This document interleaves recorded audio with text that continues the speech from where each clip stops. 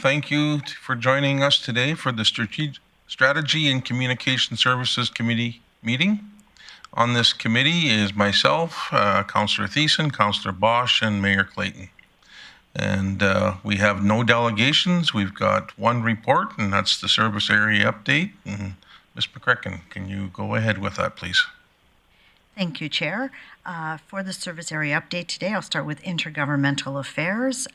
In this area, we participated in mid-size mayor's caucus advocating on similar-sized municipalities, or with similar-sized municipalities on a number of municipal priorities, and also facilitated a meeting with MLA Shane Getson, who is in Grande Prairie. The meeting was well attended, and we had a very thorough discussion on economic trade corridors. In corporate marketing, we're preparing for approval of the brand strategy and visual identity refresh, including the creation of the engagement and the launch strategies. Also, the creation of sponsorship packages for all 2024 events are in progress right now. And our sales and sponsorship campaign has launched. We're working on the sale of the GP Guides ads, naming rights in North and South Arenas in Design Work Center, and naming rights in the Eastlink Center Field House. In corporate communications, shared information concerning nominations for local volunteer awards, Small Business Week, and a city walkabout, and the naming rights opportunities available at Eastlink, the field house I just mentioned, as well as other amenities. In the Citizen Engagement Center, one of the notes was that we received positive feedback about the Eastlink Center swimming skills videos that were online, with the ability for members to access partner facilities as well during the shutdown. And appreciation was also given for the ongoing updates were provided on the status of the maintenance. We had a number of citizen responses that came in that were quite happy with the status updates that they had received. In other matters, we also to date have 98 residents that have subscribed to receive the city service notifications via SMS. And we're in the works of adding an automated thank you for subscribing SMS, which will be built in and should be deployed in the next 2 weeks. And in human resources, we hosted an administrative networking event on October 18th, heard presentations on recruitment, career development, and IT. And with that, I believe that is the service area update. Open to any questions. You've been very busy. We have one question. Go ahead. Ms. Thank Bosch. you, Chair O'Toole. My question is on the renewed brand assets. When are those ready to go? We are on track right now to have the brand refresh ready for final approval in Q4, and with launch in the first quarter of 2024. Okay, thank you. Is there any other questions from committee? See none? Looks like you're off the hook here for a minute. Yep. We have no correspondence, and we have no other business. Bylaw policy review, we have none at this time, but we do have item 6.1, public engagement policy. Did you want to walk us through that too, please? Thank you, Chair. For this item, I'm going to ask our Director of Communications, Philip Cooper, and our Engagement Advisor, Corbin Bowman, to present on this item.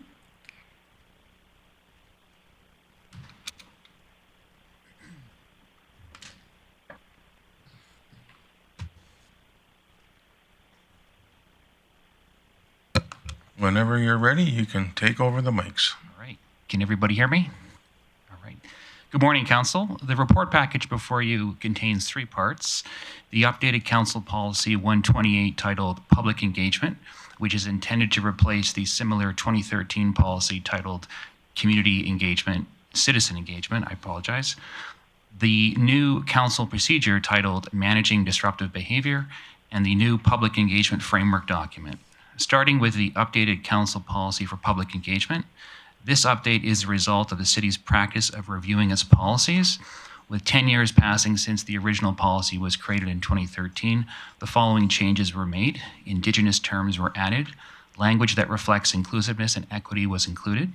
Responsibilities for City Council, the City Manager, and City Administration were outlined, and principles to follow when conducting public engagement was added. Our process for managing public engagement projects was included, and a reporting and evaluation process for sharing public information with Council and the public was outlined. Next, as a new item, staff have developed a Council procedure for managing disruptive behavior. This procedure document outlines training, actions, and steps for hosting, running, and concluding difficult events. Having personally attended hundreds of hours of community engagement meetings, I would note that the majority of these occasions have gone as planned. Nevertheless, it is critical that we be prepared for the unexpected and have procedures in place for it, hence this document. Finally, the report package includes a new public engagement framework. This document is a community resource that explains the components and forms of public engagement and how the City of Grande Prairie implements opportunities to connect with residents. In particular, I would draw Council's attention to pages 10 and 11, where the 5 forms of public engagement are identified, specifically inform-based engagement, consult-based engagement, involvement-based engagement, collaboration-based engagement, and empowerment-based engagement, along with examples of the techniques used for each form. I would note that the majority of the projects undertaken by local government occur somewhere between inform and involve-based engagement. Collaborative and empowerment-based engagement does occur, but is typically less frequent due to the circumstances that trigger it. That concludes my overview. The recommendation before Council requests that the Strategy and Communication Services Committee recommend Council appeal Policy 118 and approve Policy 128. Corbin and I would be happy to take any questions. Was there anyone from committee that would like to ask questions? Go ahead, Councillor Thiessen. Yeah, thank you very much, Philip and Corbin. Just a comment. I really appreciate the procedure layout and you know, sort of the triggers on how to de-escalate certain situations. It's not typical that we see this in a procedure, but you know, as somebody who's had mental health training on how to de-escalate those situations, I think it's not only helpful for council when dealing with maybe unruly citizens, but also for staff as well. So great work on this. My question is just in regards to the procedure on page 14, number 2 at the top of the page, where they talk about the de-escalation. It says de-escalation training for staff and council. So just a simple matter of words, I guess. Should this be council and staff procedure, or will staff have a separate procedure with these de-escalation training points? Through the chair, I would propose the two would be combined, but I'm not an expert on the training procedures. I don't know whether Chief McEachern can speak to that. My apologies, I have nothing further on that, but we can take it away. Yeah, and just only because I feel that it's very valuable. It's a very valuable tool that, you know, can be of great benefit, not just like here it's for council, but also to our staff. And it says de-escalation training for staff and council. I guess my other question is there going to be training required for de-escalation as well, or is that something that we haven't entertained yet? Well, through the chair, typically when you have an engagement that you're anticipating a lot of pointed feedback, you would meet ahead of time as a team and determine what methods and what approaches would be used. That's typically been the experience that I've had in the past. And a document like this provides us the direction and the resources to consider what else might be required. Okay. No, that's great. I just know that since we got on this term on council, we've had lots of training, and you know, I always get the training reminders. So everything from defensive driving to how to conduct yourself. If there are no further questions or comments, Mr. Chair, I'd be prepared to make the motion, but I see Councillor Bressie in the queue. Go ahead, Mr. Bressie. Great, thank you. Sorry if I'm just having a slow morning, but I'm a little bit confused by the managing disruptive behavior policy in terms of, first, really like the policy. I think, unfortunately, this is a reality of public engagement these days. We need to have these plans. I'm a little bit confused in terms of, is this a policy that's meant to apply to counselors when we're at engagement events? It's meant, council's approving it to apply to staff, or it applies to both council and staff? Through the chair, it would be applicable to both council and staff. When you put yourself in a position of dealing with very informed but pointed residents, it's important that you have something to fall back on in terms of guidance, and this would provide that. I just think for me, maybe a bit more conversations needed about expectations of the events when there is disruptive behavior. On one hand, as politicians, we're quite good at managing people, and fortunately, we deal with incivil, angry people who are inappropriate a lot more than maybe our staff do. So we've got those skill sets. On the other hand, as politicians, we can also be the polarizing people in the room that are maybe focusing and increasing that disruptive behavior just by being there. And so I think maybe a little bit more conversation needs to happen about what is the expectation of elected officials if we're at an event, things do start to go sideways. I think we are different than staff. Turn around and run. Is there any other questions? Oh, Mayor Clayton? Appreciate the updating the policy, great. Like the public engagement framework. One piece that's missing for me is a strategy, and so I wonder where and when that gets discussed. Through the chair. So typically, individual public engagement programs would have an independent strategy depending on where they get positioned on the spectrum of engagement. And one of the things that we're wanting to do differently is articulate those engagement strategies, particularly on large projects, ahead of time, so council's familiar with what's being proposed, where it sits on the engagement spectrum, the different approaches to connecting with the public, describing the events, etc. Yeah, if I may, I think that we've done an excellent job of increasing our engagement. I worry that some of it's not as strategic as possible, and that sometimes we're flooding the market with too much engagement. Therefore, there are things that maybe are less of a priority in regards to the organization and council looking for feedback compared to other items. And some things are getting lost because there's so much engagement. And so I'm wondering, as an overall strategy, can council have an better understanding of the items that are, top 3 engagement items for the year, the second layer, the third layer, so that we know where we should be encouraging and supporting. I mean, I think most of council does a pretty good job of trying to share the information that the city puts out there. But if there's some that are of more significant priority in an engagement strategy, I think that's valuable. So I just wonder when we would have that conversation. Through the chair, the way I would approach that is typically your engagement being triggered by a number of forthcoming projects that the city is planning on working on. So at the start of the year, for example, we could review that list of projects and not only identify them as likely engagement events, but also, again, the type of engagement that would be required. There's another stream of engagement, of course, which comes out of the blue, and cities have to react accordingly and put together plans as needed. So for that, I wouldn't be as able to predict. But for notable projects, I think we could certainly accommodate that request. Thank you. All right. Mr. O'Connor.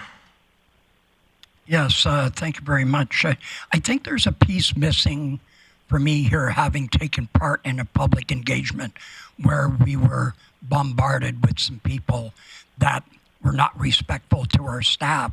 So I'm just would ask that we have some form of training and to how to do that. I think we handled ourselves well on that day, but it was, if you just do the wrong thing, things could. So I'm just wondering, does enforcement have any training on this type of thing? And is that something that can be transferred so that we can get proper training in these situations? I think it's going to be more often happening in the future than it has in the past. So I'm just wondering. I'm trying to put a question there, but it's not coming out the way I want. Through the chair, yes, I have been exposed to conversations where there are programs or forms of training that could be applied, so we can follow up on that and come back with a solution that would meet your concerns. Thank you both for the question and for the answer. And I don't see anybody else has got questions, so if you want to go ahead with business, please. Yeah, thank you very much, Chair O'Toole. That sounds like we're going to have some conversation at council and around this policy. I think it looks great. I do agree with the training part, and maybe that's a motion that can come at council. But in saying that, I would move that the Strategy and Communication Services Committee recommend council repeal Policy 118 and approve Policy 128. All right, that motion is good. So call for the vote.